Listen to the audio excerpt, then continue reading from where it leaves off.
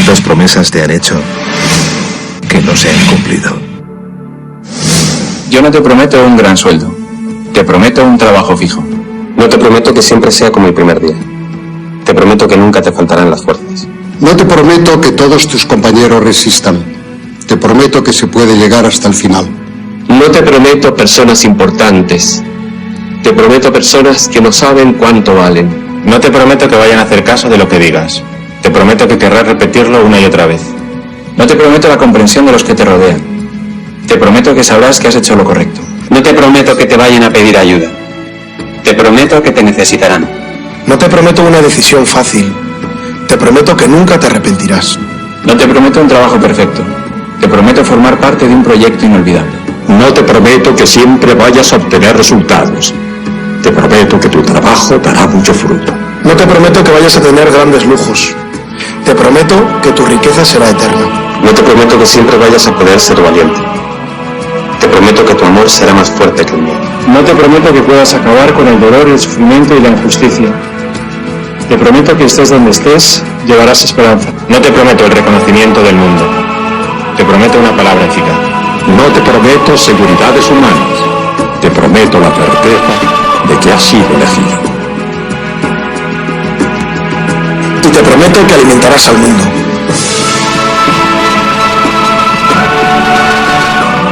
Unirás corazones. Acompañarás a los que sufren. Confirmarás a los que quieren ser fuertes.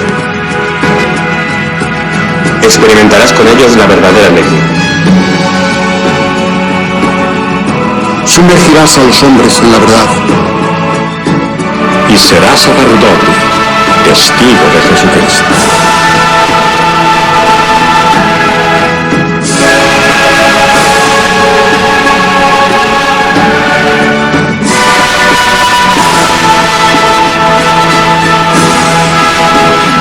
No te prometo una vida de aventuras. Te prometo una vida apasionante.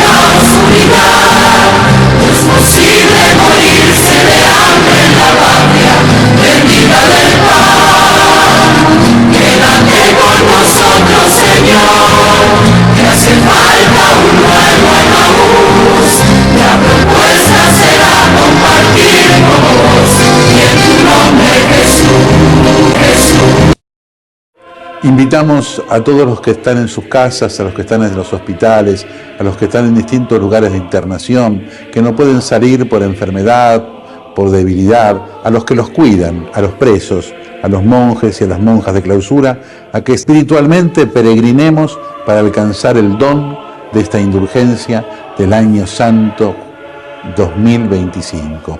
En el nombre del Padre, y del Hijo, y del Espíritu Santo. Amén. Pidamos perdón juntos. Señor, ten piedad. Cristo, ten piedad. Señor, ten piedad. Recemos el credo profesando nuestra fe en Dios en el ámbito de la Iglesia.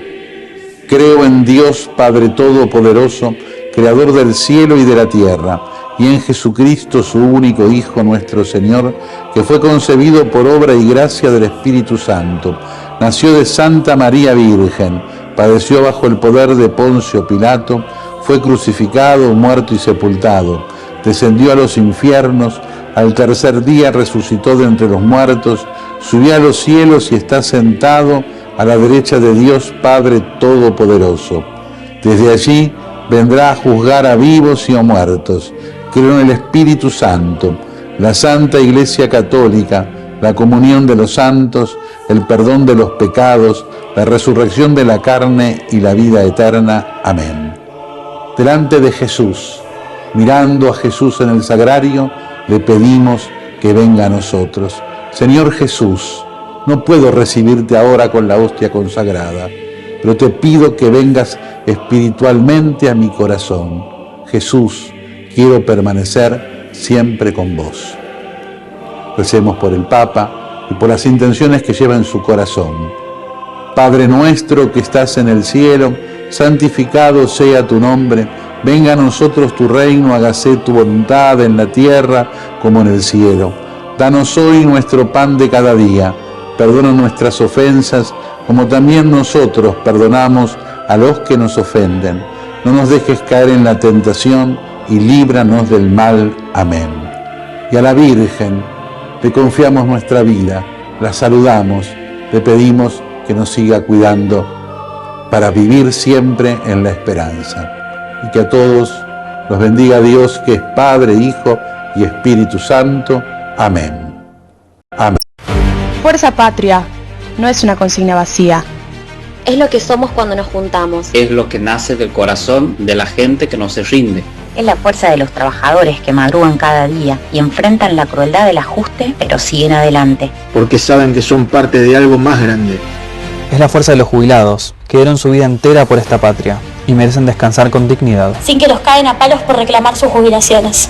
Es la fuerza de las madres que crían solas, que hacen rendir lo que no alcanza y que aún así no resignan la ternura aunque el sistema las deje solas. Es la fuerza de los estudiantes y de sus docentes, que insultados y maltratados siguen apostando al conocimiento como herramienta de libertad, de verdadera libertad. Es la fuerza de los médicos y de los científicos, que dedicaron y siguen dedicando su vida a cuidar y a descubrir, a pesar de que hoy son señalados como enemigos por un gobierno que los desprecia. Es una fuerza que no divide, que abraza, que une, que construye. Porque si algo aprendimos es que la única salida se construye con unidad. Y que el futuro nos espera. Se gana con inteligencia, valentía y con esperanza. No es una consigna vacía. Es la fuerza de nuestra patria. El peor analfabeto es el analfabeto político. No oye, no habla, no participa de los acontecimientos políticos. No sabe que el costo de la vida, el precio del poroto, del pan, de la harina, del vestido, del zapato y de los remedios dependen de decisiones políticas. El analfabeto político es tan burro que se enorgullece y ensancha el pecho diciendo que odia la política. No sabe que de su ignorancia política nace la prostituta, el menor abandonado y el peor de todos los bandidos, que es el político corrupto, mequetrefe y lacayo de las empresas nacionales y multinacionales. Hemos conectado a Horacio Robelli, él es economista, él es docente, y habitualmente aquí en La Gráfica lo convocamos para charlar cuestiones que tienen que ver con la economía. Horacio, lo saluda Carlos Zaira, Lucas Molinari, Ramiro Coelho, aquí en Entre Líneas, en La Gráfica. ¿Cómo te va? Queridos amigos, muchas gracias por la comunicación. Bueno, bien no me puedo ir como a ningún habitante del pueblo argentino. Digamos, acá Horacio, contale a la audiencia que vos comprás dólares todos los principios de mes. Mira, yo de lo que no llega, no tengo dólares para vender, que es peor, y yo de lo que nos llevo a fin de mes. Pero independientemente de eso, digamos, más allá de las situaciones personales que son ya no hay límite. Estuve en la marcha de jubilados el miércoles y vi como una señora, pero mayor que yo tengo 71 años, una persona de tener más de 80 seguro, le ponían leche en los ojos porque la policía le había tirado gas pimienta en los ojos a un jubilado que trabajó toda su vida. Y este gobierno, mirá lo que hace este gobierno, dos cosas quiero contar. La primera, el gobierno ayer vendió para cerrar los futuros a julio, porque claro, ellos habían cerrado con un futuro del dólar por debajo de los 1.300 pesos. Y el dólar oficial cerró ayer, 31 de julio, a 1.386 pesos. Tuvieron que pagar la diferencia. Esa diferencia, escuché la suma, fue casi 500.000 millones de pesos. 500.000 millones de pesos. Y en cambio, haberle pagado lo que va a votar, va a vetar este débil mental de Milei, que es el aumento miserable de los jubilados del 7,2%, y el bono los que reciben el bono de 70.000 pesos, ajustárselo a 110.000 pesos y después ajustarlo por el IPC del INDEC. Eso sería, según la Oficina Pública del Congreso, no es cálculo mío, 224.000 millones de pesos. O sea que en un solo día ayer, pagando los futuros de julio, aparte hay más futuro para de acá para adelante. Solamente pagando los futuros hasta julio gastaron más de dos veces lo que hubiera correspondido el ajuste a los jubilados, que te va a vetar, diciendo que produce un desequilibrio fiscal. Por eso, pero hay una gran ignorancia de la población y un gran cinismo de estos delincuentes y de este enfermo mental que tenemos como presidente. Un gran cinismo. Hay que ser muy cínico para decir que la culpa la tienen los que presionan para dar un aumento miserable a los jubilados.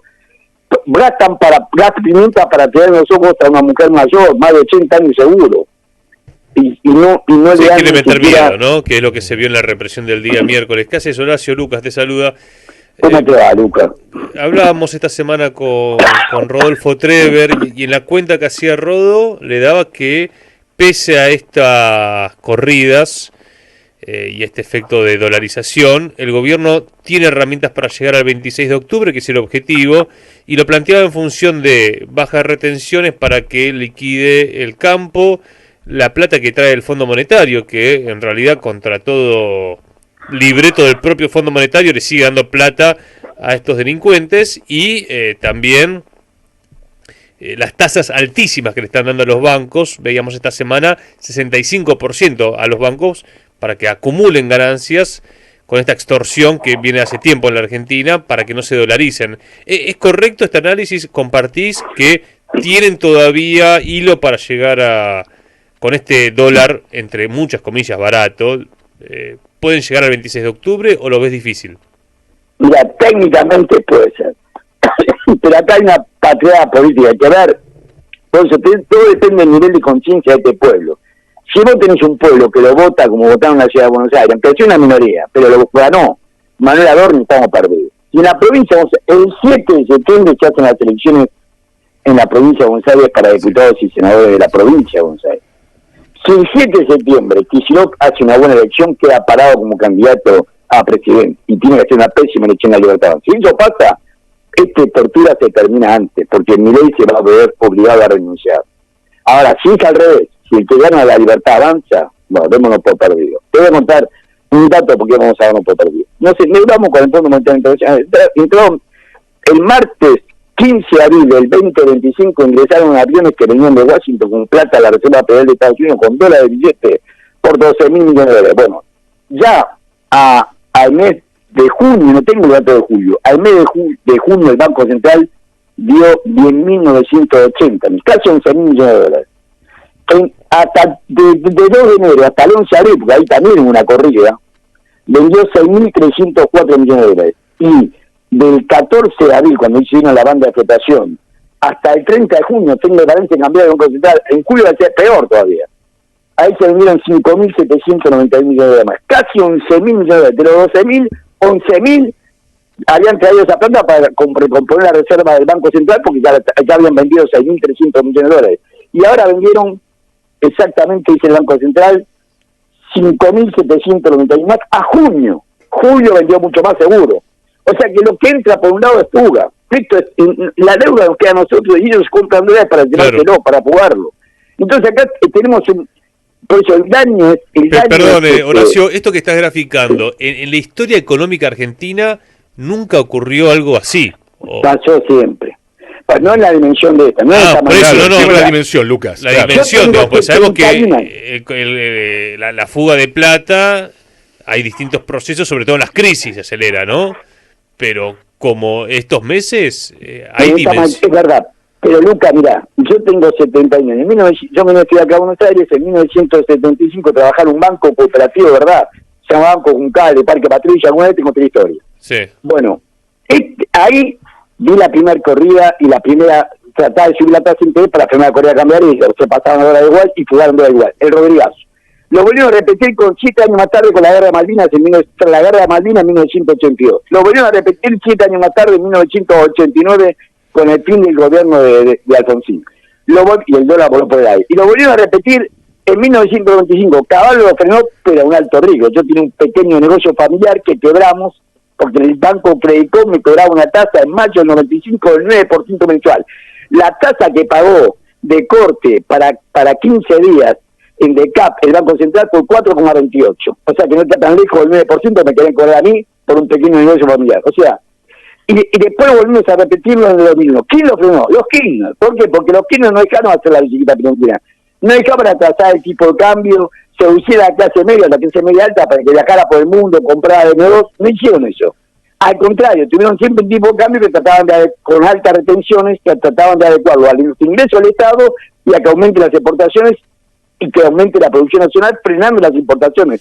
Esa fue la estrategia de ese gran presidente que tuvimos, que fue Néstor Carlos Kirchner. Ahora, cuando se fueron ellos, viene Macri, hizo lo mismo. En 2018 raspamos seguro, pero vino el fondo y le puso 45.000 millones de dólares uno arriba del otro. En 6 meses le dio 45.000 millones de dólares y lo frenó. El inútil Alberto Fernández no solamente no investigó la deuda que dejó Macri, sino que hizo la bomba a la DELIC. Le regaló 43.350 millones de dólares. La conversión no la hago yo, lo hace la Secretaría de Finanzas de Pablo Kirchner. La bomba de la DELIC de Miguel Ángel Pérez y todos esos que estuvieron a cargo del Banco Central, que tenían sospechado de cohecho, porque vos después regalarle a los bancos 43.350 millones de dólares. 43.350 millones de dólares, la conversión de la LELIC que hace el Banco Central, que hace la Secretaría de Finanzas de Pablo Kirchner. Bueno, esa deuda que pasa a ser pública, pues le pasa a los bancos, una parte no era el LEFI. 20.000 millones de dólares eran las LEFI. 20.000 millones de pesos, sí. 20.000 millones de dólares. 20 millones de pesos, 20.000 millones de dólares eran las LEFI. Esas LEFI son ahora que se convierten en DECAP porque los bancos dicen no, pagamos por la LEFI en un año 29% de la tasa. Y ahora piden por 7 días una tasa del 65,33% anual, 4,28 mensual. Te freno un segundito ahí, Horacio. Por 7 días, sí. 65%. Es salvaje. 15 días, porque esa 15 días. Ellos iniciaciones 2 veces al mes. 15 días alta, ella de baje, 65,33, 4,28% mensual. Es lo mismo. Pero para te freno un segundo. Yo Banco Galicia, ¿no?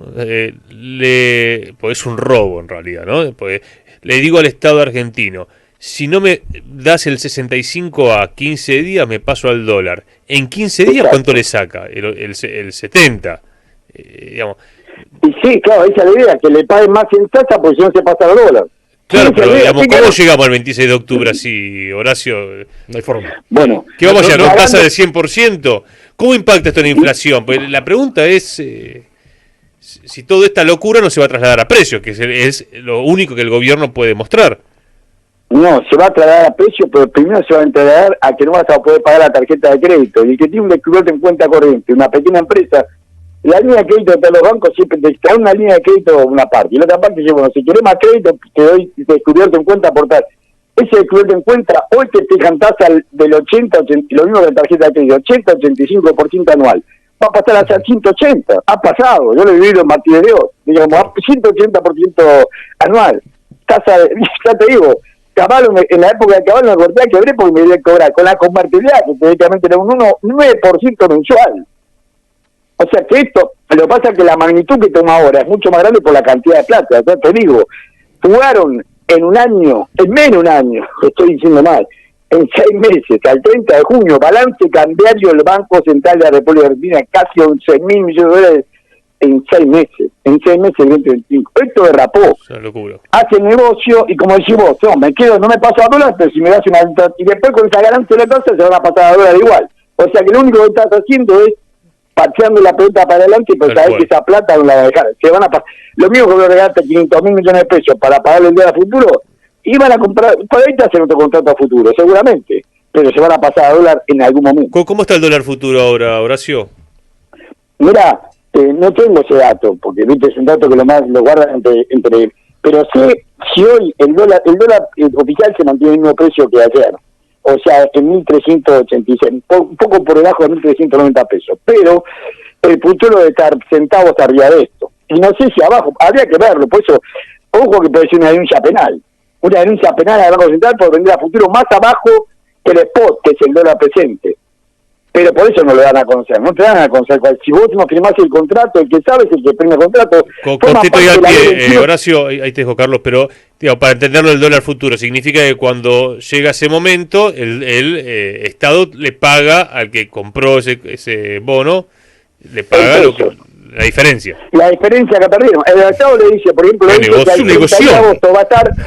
Y le ganaron, le pagó ayer, le pagó 500, le deposita la plata hoy, 500.000 millones, casi 500.000 millones de pesos. Es demencial, pero ya sucedió delincuencial. Pero ya sucedió, que eso es lo dramático, es lo que está señalando Horacio. Es cíclico, la historia argentina, lamentablemente, en algunos casos es cíclica. Horacio, a ver, es una pregunta más política que económica, pero faltan 2 meses para las elecciones de octubre.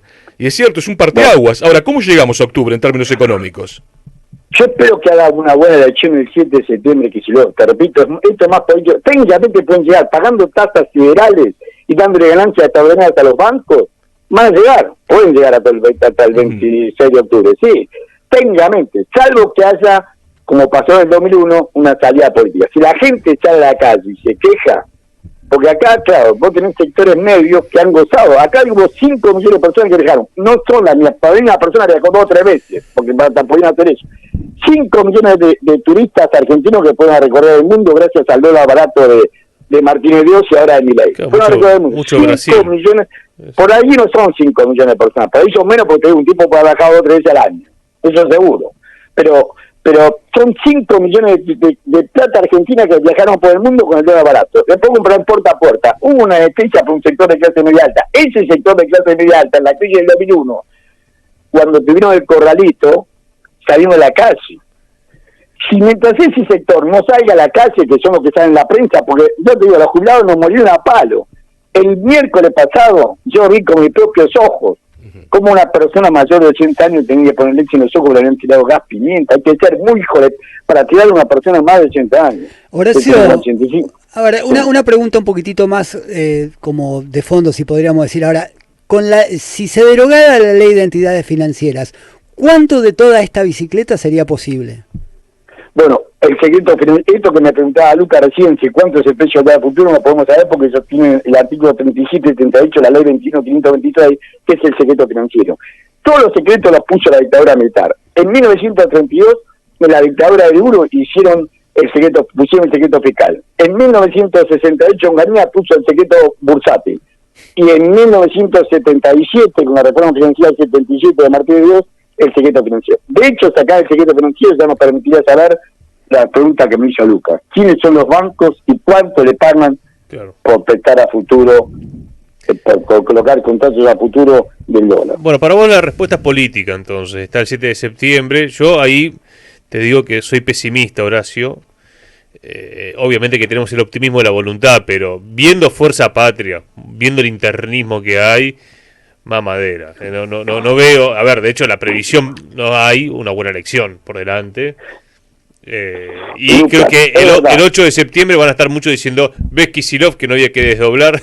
Me parece que hay muchos que lo quieren tirar el bombo al gobernador de la provincia de Buenos Aires.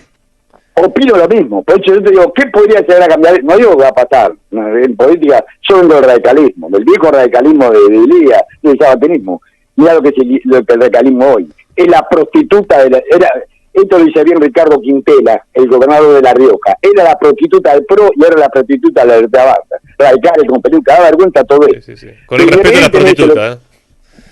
Bueno, está bien, con respeto. No, digo Ricardo Quintero, no, sí, laburo. Bueno, pará, no quería hacer una cuestión de vos sos mi amigo radical igualmente. Horacio querido, bueno, gracias y buen fin de semana. Pasó un comercial solo. Sí. Ahora, la pregunta tuya, Lucas.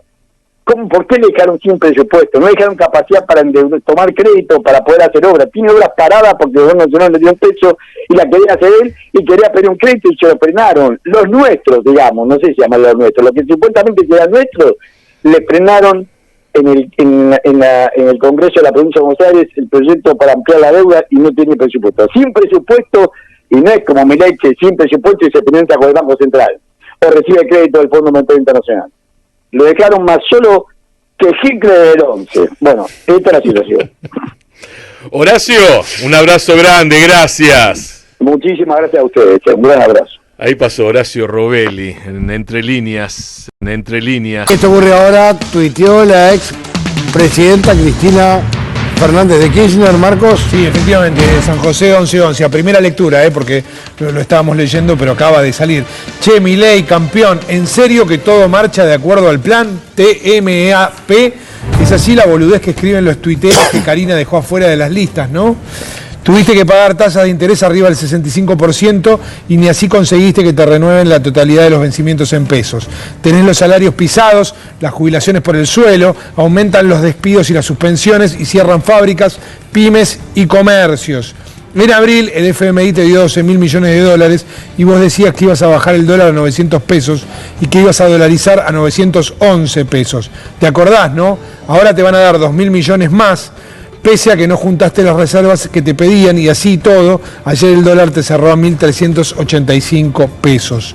Otra vez, para que no se te siga disparando el dólar, tuviste que salir corriendo a modificar los encajes bancarios, aumentándolos al 40%. O sea, elegís encarecer el crédito sin que te importe reventar la actividad económica aún más de lo que está. ¿Cómo era lo que decías, economista experto en crecimiento con o sin dinero? Que el problema era el gasto y que con superávit todo se resolvía. Hoy no hay ni reservas ni inversión, el consumo se desplomó y el verdadero problema del país sigue siendo la falta de dólares, agravada por el feroz endeudamiento a partir del gobierno de Mauricio Macri y la fuga de capitales. El famoso plan motosierra fue en la realidad una motosierra brutal para el bolsillo de los argentinos. Mientras tanto, los dólares vuelan al pago de deuda, al colchón, al exterior o a los amigos del poder. El carácter bimonetario de la economía argentina es una realidad más presente que nunca. Y a vos y al Toto Caputo lo único que se les ocurre es ir a un streaming a echarle la culpa a la amiga de Videla, tu vicepresidenta, y a los cucas. ¿Ves que sos un presidente muy cobarde? La verdad de la milanesa es que los que sí tienen un plan son el poder económico, con su correlato mediático, y las fuerzas del norte, para sostenerte, usarte como títere vendepatria y continuar saqueando nuestro país a través de las finanzas y los recursos naturales. Necesitaron meterme presa y proscribirme. No es una visión conspirativa de la historia, es mucho más sencillo. Hay que escuchar lo que dicen y ver lo que hacen. Eso sí, fíjate Milei, porque cuando no les sirvas más, te van a tirar al basurero de la historia. Y hay una postdata, leí que en el streaming dijiste que vas a ser reelecto en 2027. Te quiero comentar que determinados adminículos se usan una sola vez y luego se tiran. Eso es lo que publicó Cristina Kirchner hace unos minutos, por supuesto, referidos a todo lo que estuvimos mencionando desde el comienzo del programa, esta situación no solo financiera, lo financiero es lo explosivo de las últimas semanas y las últimas horas, sino la situación económica en general. Entonces que yo creo que el problema que tiene de fondo Milei, Caputo, Sturzenegger, creo que han perdido todo contacto con la realidad. Creo que están encerrados en Balcarce 50 y en Olivos, y han perdido todo contacto con la realidad. Y esto te pone al descubierto porque fíjate vos que ayer también en parte del streaming habló del veto, ¿no? Y ya se está hablando que lo va a firmar el lunes, va a estirar lo más que pueda porque intentan acordar con gobernadores, por eso lo sumó a Guillermo Francos a ese triángulo de guerra. Triángulo electoral, que otra vez el FMI financia, pero que después tenemos que pagar todos. Es la segunda vez en muy pocos años que el FMI financia una campaña política privada de un partido político en la Argentina, pero después ese financiamiento de campaña lo tenemos que pagar todos. ¿Por qué? Va a ser una pregunta para hacerse a partir de 2027 y es, si un partido político privado pide financiamiento de una campaña, que lo devuelva a ese partido político. ¿Por qué lo tiene que devolver toda la sociedad? ¿Por qué toda la sociedad tiene que pagar la campaña electoral que perdió Macri en 2019, que costó 45.000 millones de dólares? ¿Por qué toda la sociedad tiene que pagar la campaña política de Milei, que veremos cómo le va en octubre? Pero aunque gane con copiar, ¿por qué toda la sociedad tiene que pagar esa campaña? Que esta costó 20.000 millones de dólares. Por ahí porque es de medio término. O porque ya no nos pueden prestar más. ¿Por qué toda la sociedad tiene que pagar las campañas políticas de los partidos de derecha de la Argentina? Yo creo que es una discusión que tiene que plantear la oposición. Porque el FMI no le presta al país, le presta a un partido político de derecha para que haga su campaña electoral. Ni hablar de que eso viola el financiamiento electoral. ¿Por qué toda la sociedad? Y la voz por Zoom de nuestro compañero Pablo Hacker, hoy trabajando a distancia. ¿Cómo va, Pablo? Buenas tardes. Hola, Carlos, ¿cómo estás? ¿Cómo están todos por ahí? Bien. Hola. Te vemos bien y te escuchamos alto y claro. Alto y claro. Bueno, vamos mejorando técnicamente en la radio, de a poquito. Es verdad. Bueno, salvo por algunos compañeros que publican la intimidad del programa en sus historias de Instagram, vamos mejorando en general. Muy mal, horrible eso, es horrible, no se hace. Bueno, como sabrán, por estos días hay una gran movida internacional en relación a la proscripción y la condena a Cristina Fernández de Kirchner. Bueno, en el programa de ayer se habló del tema del lawfare, se viene cada vez más dejando en claro los hilos detrás de la condena a Cristina. Valeria Di Croce escribió una gran nota en Contra Editorial y también hizo columnas en la radio explicando cómo esta condena viene digitada desde el norte. No son las fuerzas del cielo, son las fuerzas del norte, claramente.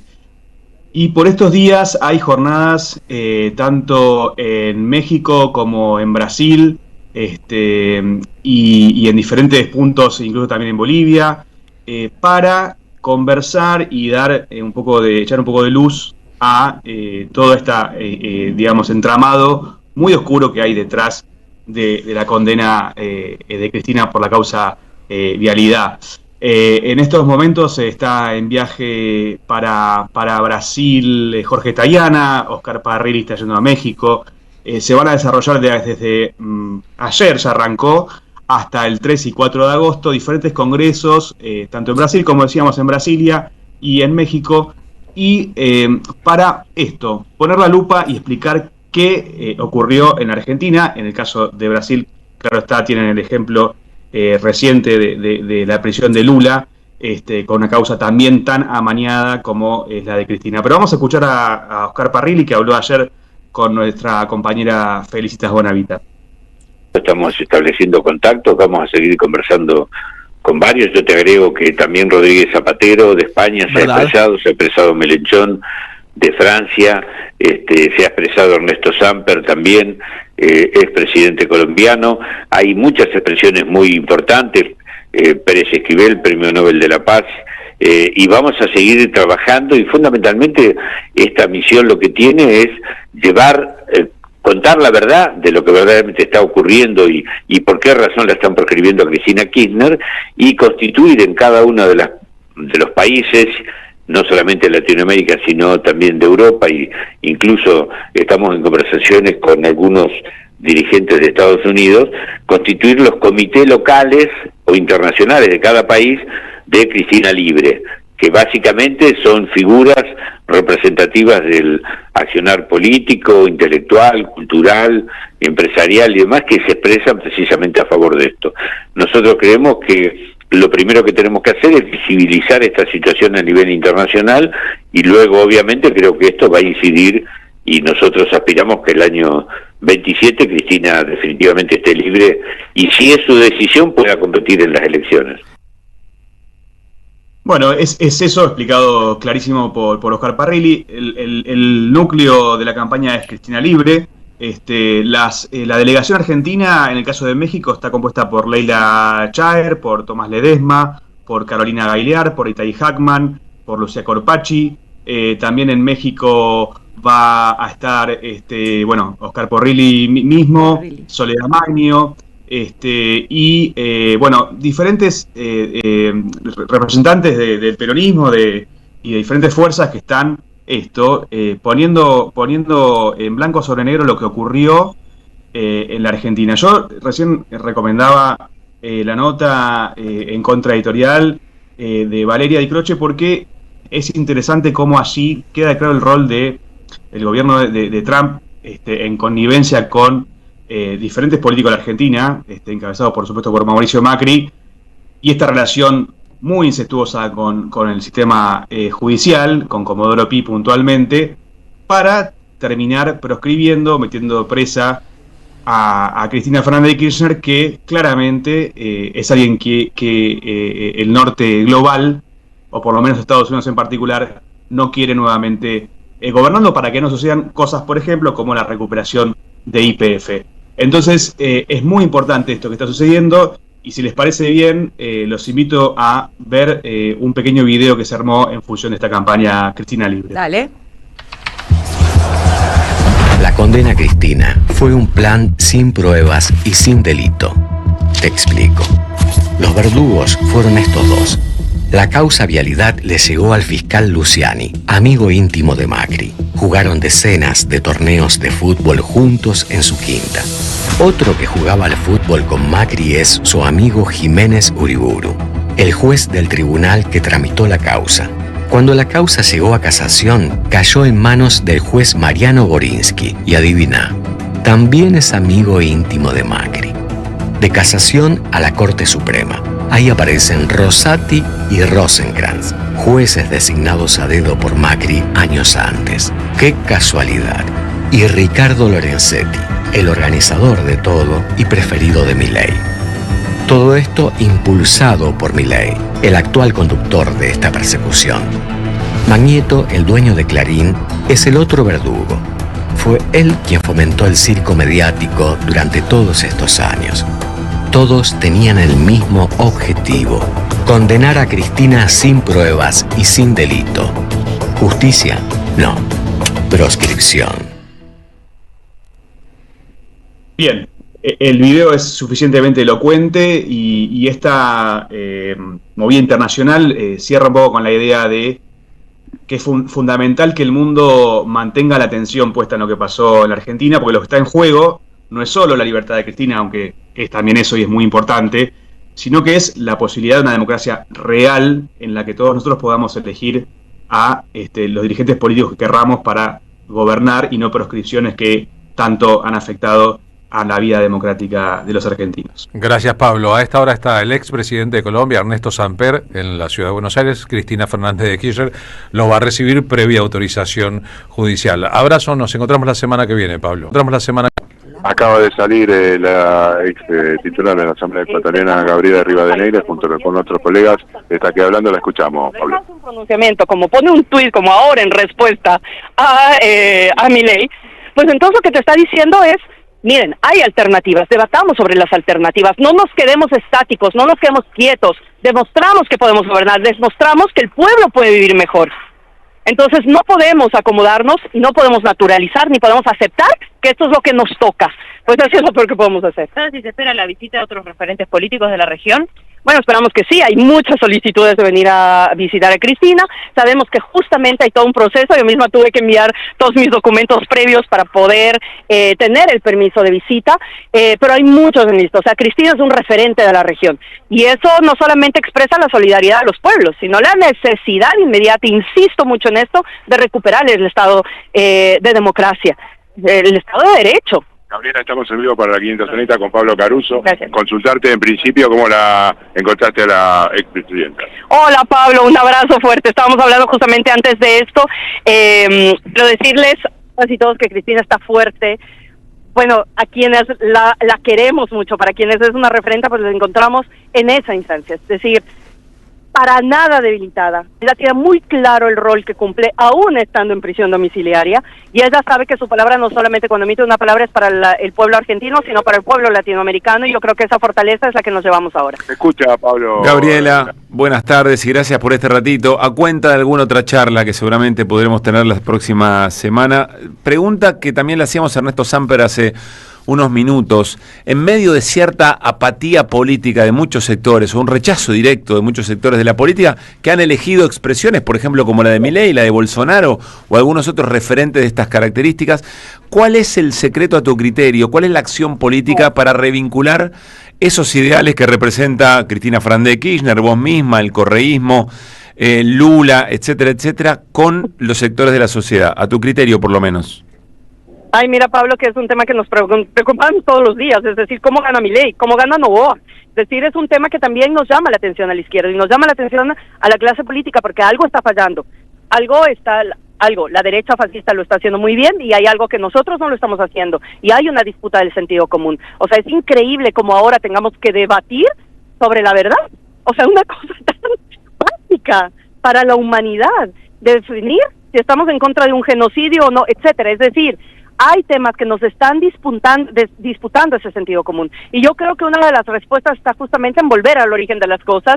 La izquierda, antes de llegar al inicio del siglo XXI, hicimos mucho trabajo popular, mucho trabajo de base. Argentina es un ejemplo claro de eso en toda la existencia del peronismo, y sabemos entonces que para recuperar una votación, que no solamente es recuperar un votante, sino recuperar una calidad de vida para un ciudadano determinado, una ciudadana, pues entonces es volver a hacer pedagogía, volver a entrar a esa disputa del sentido común y no dejarles tan fácil. Es decir, no podemos concebir que salga un presidente ventrículo a hablar con un muñeco mientras el país está cayendo y mientras decenas de gente está bajo la línea de pobreza.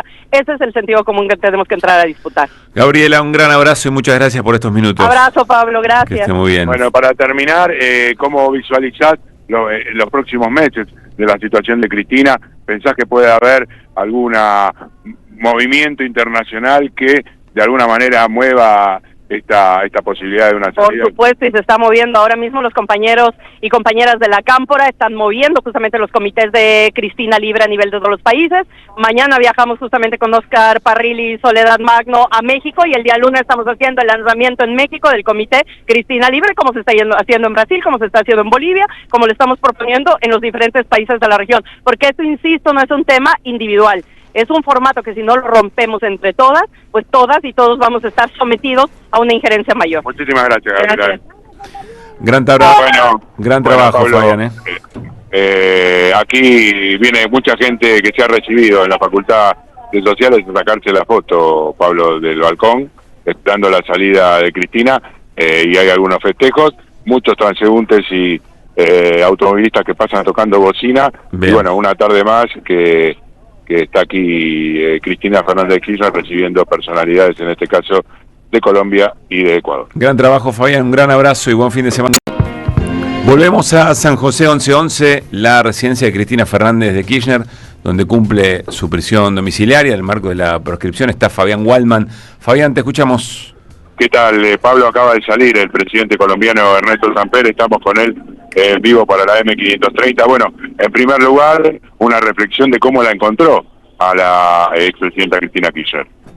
Bueno, la encontré muy bien, está muy animada, muy tranquila, muy enterada de todos los temas que están sucediendo, no solamente en América Latina, sino en el país.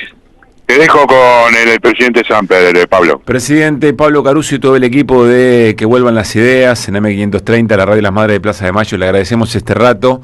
Bueno, importante la referencia que nos hace respecto del momento de cómo la encontró la presidenta Cristina Fernández de Kirchner.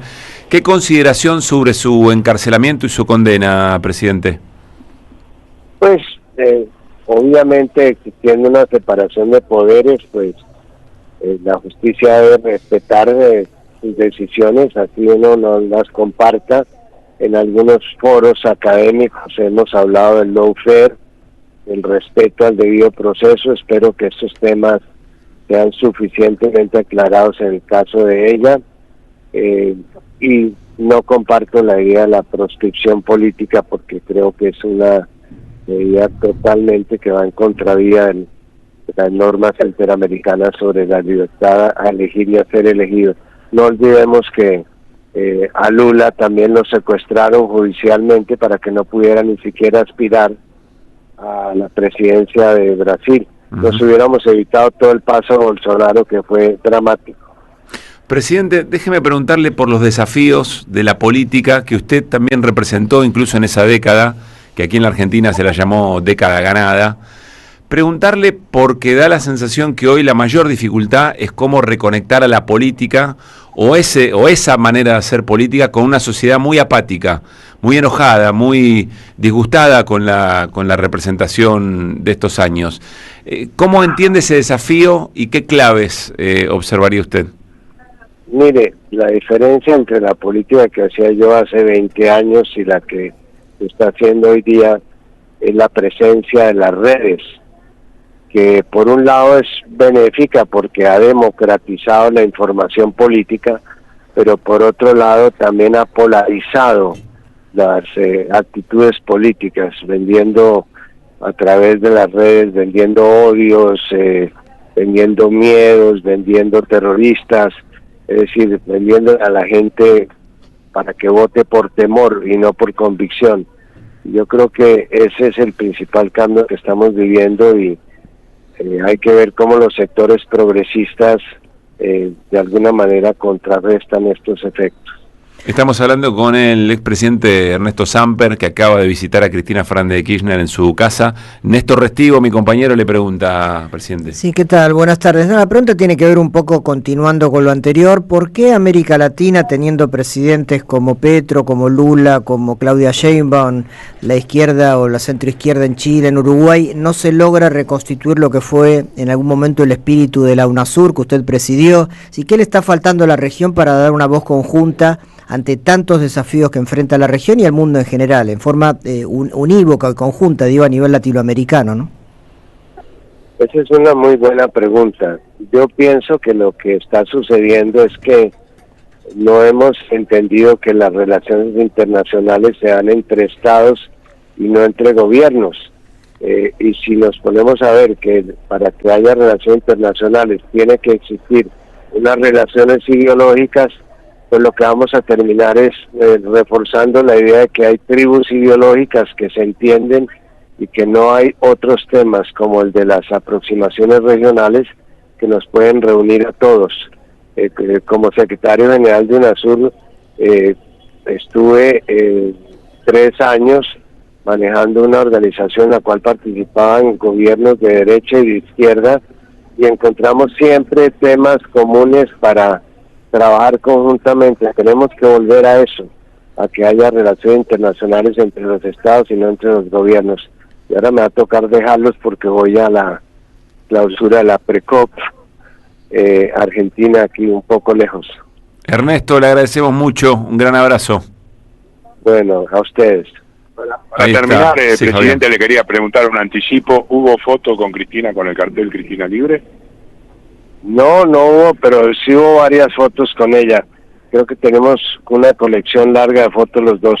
Muchísimas gracias por estos minutos para M530. Bueno, Pablo, muy bien, Fabián. Cuando estaba saliendo el presidente Samper, ingresaba la ex titular de la Asamblea Ecuatoriana, Gabriela Rivadeneira, quien expresó claramente, la postura de Rafael Correa en cuanto al lawfare, la persecución política contra Cristina Fernández de Kirchner y todo lo que está llevando adelante el gobierno de Donald Trump en cuanto a retroceso. No tan solo aquí con las expresiones de la MELAC, sino también a lo que hace toda la política latinoamericana. Mencionó el caso de las Islas Galápagos, que están siendo utilizadas como base por el Comando Sur de los Estados Unidos, y nos quedamos por acá, entonces, aguardando la salida de Gabriela Rivadeneira, si te parece. Sí, Fabián, porque estoy seguro de que cuando salga Gabriela Rivadeneira vas a poder conversar con ella, vamos a poder conversar con ella. Ahora lo definimos o lo afinamos un poquito con la producción. Gran trabajo, Fabián, abrazo grande. Abrazo, hasta luego. Fabián Waldman, la casa de Cristina, Ernesto Samper. Estaba promoviendo el Movimiento Popular La Dignidad, que se titula Empresa Nacional de Alimentos, una respuesta soberana. Tenemos en línea a Rafael Kleisler. ¿Qué tal, Lucas? Aquí te saluda. Rafa. ¿Cómo te va? Bien, hermano. Bueno, contanos un poco de esta apuesta que están haciendo para plantear una discusión política en este año electoral. Contanos del documental. Bueno, el documental, vos fíjate que es a contramano de lo que está sucediendo, digamos, hay una fuerte ofensiva por parte del capital en desarmar una cierta estatalidad, no del Estado, sino una cierta estatalidad que tiene que ver con recuperar soberanía, un instrumento de las clases populares como para plantear su liberación, y recuperar parte en las luchas nacionales, en las causas nacionales, digamos, derechos que fueron lentamente y sobre todo a partir del golpe militar, digamos, un Estado al servicio de los poderosos, ¿no? Digamos, pergeñar, ordenar un Estado. Bueno, a ese discurso nosotros entendemos que hay que plantear ideas, que no basta con decir, che, cuando volvamos vamos a ser mejores, o cuando volvamos vamos a desarmar lo que hizo Milei, sino que el desafío está en construir mayorías sociales, pero con ideas, con programas, con propuestas, y que planteen una determinada perspectiva, más allá del odio que tengamos a las políticas de ajuste, de saqueo, inhumanas del gobierno de Milei. Hay un diseño estratégico de la Argentina por parte de las grandes, de jugadores mundiales, globales, en alimentos. Digamos, está el modelo agroexportador, no es un diseño local, es un diseño extranjero que tiene que ver con una geopolítica del alimento. Ustedes saben que hay guerras, algunos dicen que hay una guerra híbrida que es por la energía y por el alimento. Son dos factores que hacen al desarrollo autónomo de las naciones, y que aquel que posea la llave de esas materias primas tiene de alguna forma un juego y un diferente al que no lo posee. Es decir, la idea con plantear la soberanía alimentaria, y dentro de la soberanía alimentaria plantear la adhesión política de un Estado en construir una empresa pública de alimentos, es como en su momento, si nosotros tenemos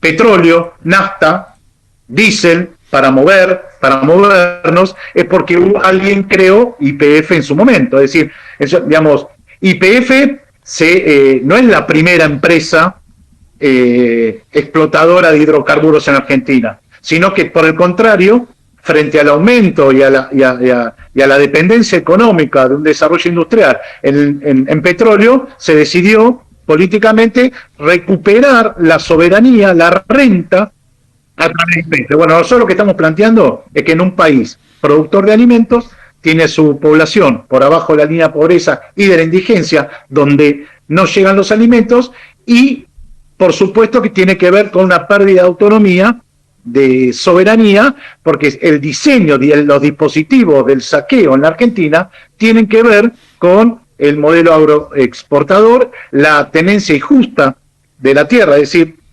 el latifundio,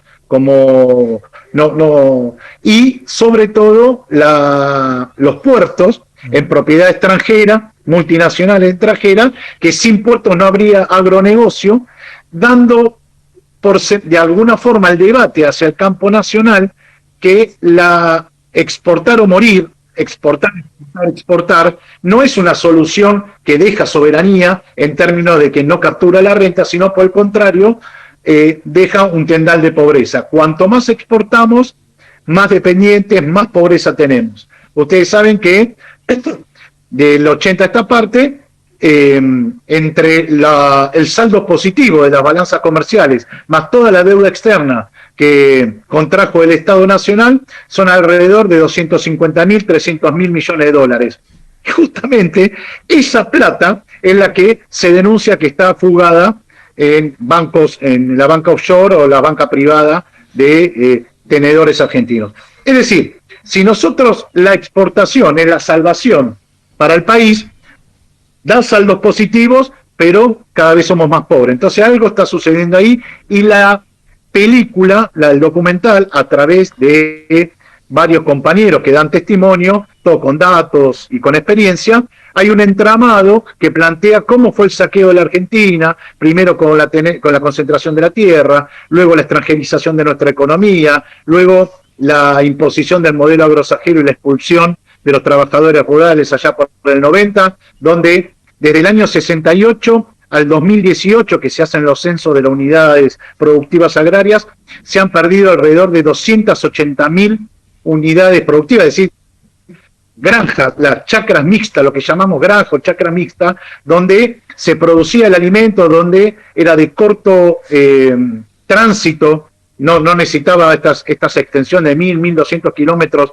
para la comercialización del alimento, y sobre todo estaba poblado. Usted mire, si agarramos el mapa de la Argentina, es un país netamente rural, pero su población, casi el 93% de la población argentina radica en ciudades. Es decir, necesitaron despoblar el campo para aplicar un modelo de transgénico, de siembra directa, extensivo, priorizando ese mercado externo que termina en los bolsillos de los grandes saqueadores históricos del país y no en la felicidad de nuestro pueblo. Bueno, un desafío, una película que intenta abrir el debate, una herramienta para la militancia. Hoy los militantes no saben qué es el comercio exterior o la necesidad del comercio exterior, nacionalizarlo en función de equilibrar las cuentas y que esos dólares terminen en una industrialización para no ser un país rural, exportador de materia prima e importador de productos manufacturados, como hace 200 años, 250 años se venía planteando ya en 1810, Belgrano lo decía, digamos, tenemos que industrializarnos. Bueno, nada, el rol internacional en la división del trabajo nos dice, bueno, usted es materia prima, pero peor aún, porque los intentos de reindustrializarse de este capitalismo decadente de Occidente, con trampa a la cabeza, nos plantea ser el exportador, el proveedor de materias primas para su industrialización. Y la Argentina termina siendo una ficha en un tablero disputado tanto por los chinos como por los norteamericanos. Ahora, lo cierto es que no se defienden los intereses nacionales. Estamos charlando con Rafael Kleisler, ahí estamos viendo las imágenes, quienes estén por YouTube, lo veo a Pedro Peretti, también lo vi a Carlitos del Frade, bueno, mucha gente con la que hemos dialogado aquí y dialogamos en Radiográfica. Mañana se va a estar estrenando acá en San Telmo, Piedras 722, en el multiespacio Palacio El Victorial. Después, ¿cómo se va a poder acceder a este material, a esta investigación, Rafa?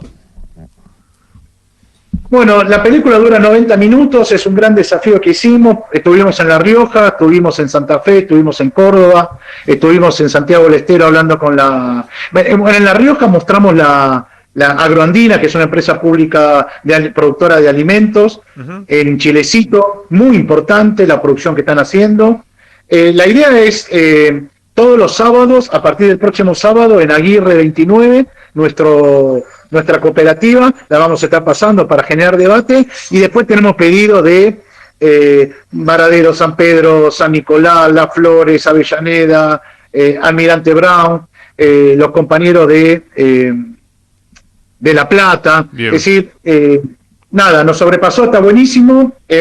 La idea es que vamos a estar 2 meses circulándolo y después lo subimos a YouTube, pero queremos recuperar la capacidad de poder ver documentales que sirvan a los compañeros para iniciar el debate. No es todo homogéneo, digamos, es un documental que habla o dialoga con compañeros del campo nacional y popular, pero no todos tenemos la misma visión, digamos. Claro. Quisimos también mostrar las diferencias que no son sutiles, las diferencias que hay en el campo nacional. Bueno, de alguna manera, ahí estoy viendo, ¿no?, las imágenes del IAPI, digamos, la revolución justicialista, tenemos de dónde agarrarnos, tenemos en nuestra herencia de dónde empezar a discutir. Cristina habla de una nueva estatalidad. Podemos decir que esto aporta al debate de la nueva estatalidad, ¿no, Rafa? En el mundo no se está discutiendo la intervención del Estado, porque nosotros estamos a contramano. Digamos, las economías que pudieron pararse de manos y duplican, triplican cada 5 años su Producto Bruto son los que intervienen en el Estado con toda la fuerza, claro. inclusive con las reglas del mercado. Es decir, porque una empresa pública, yo soy de la idea de una IPF de los alimentos, otros plantean regionalizar empresas chicas, pero yo sé, más allá de eso, hay una idea estratégica, digamos, cuando vos planteaste los GIAP y el general Perón, en el Consejo Nacional de Posguerra, cuando se juntaban los muchachos, no decían, che, vamos estratégicamente para el país que viene necesitamos los ferrocarriles. No decían, che, el 51 para el Estado Nacional, el 49 para los británicos. No. Sino que el diseño estratégico era, nos tenemos que quedar con los ferrocarriles. Entonces, digo, nosotros estamos planteando un marco de idea muy importante que tiene que ver con la recuperación de la soberanía. Después vos tenés diferentes, después armar los planes de negocio que implica un Estado empresario. Yo soy de la corriente del Estado empresario, que es la forma que tiene la Argentina de recuperar la renta. Sin Estado empresario no recuperamos renta. Hoy es el aniversario del fallecimiento del general Sabio, Día Nacional de la Siderurgia, para tener en cuenta también nuestro pasado. Gracias, Rafa, te mandamos un abrazo y bueno, acá también disponible para pasarlo el documental. Abrazo. Abrazo, Rafael Kleisler, Movimiento Popular La Dignidad, interesante debate. Ayer, de hecho, lo charlábamos con Lerena, que hablaba no solamente de que el 95% del pescado se exporta, sí, y que vienen de China, vienen los españoles, vienen los coreanos a pescar. De hecho, ahí lo veo a Juancito Natalicio. Ahora hagamos un pase con Juancito hoy, que hace tiempo no lo hacemos. Y el Estado empresario también, digamos, hay ejemplos de cómo está funcionando, ¿no?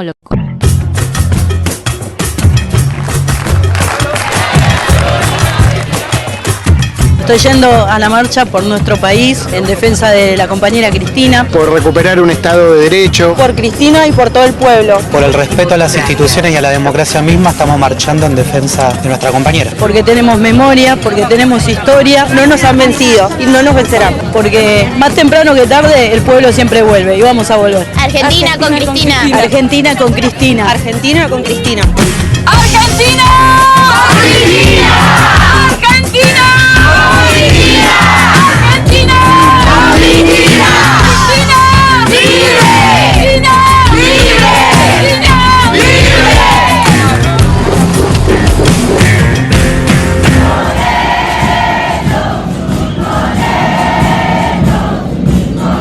Gracias de corazón.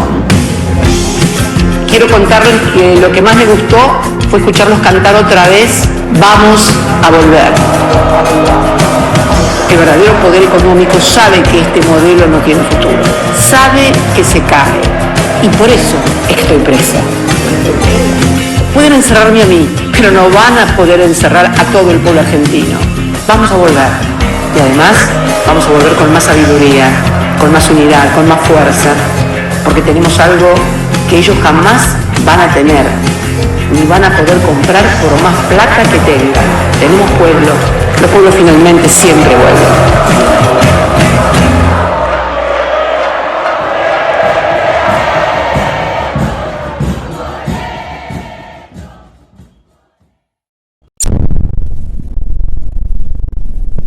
Pueblo que escucha, únete a la lucha.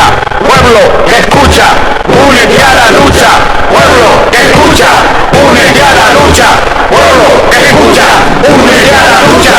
Pueblo que escucha, únete a la lucha. Pueblo que escucha, únete a la lucha. Pueblo que escucha, únete a la lucha. Pueblo unido, nunca vencido. Pueblo unido, nunca vencido. Y luche, luche, luche, no deje de luchar. Y luche, luche, luche, no deje de luchar. Por un canto de obrero, obrero y popular. Y luche, luche, luche, no deje de luchar. Pobre el pobre que no luche, siempre callado nomás. Le han de robar su guitarra, nunca más ha de cantar.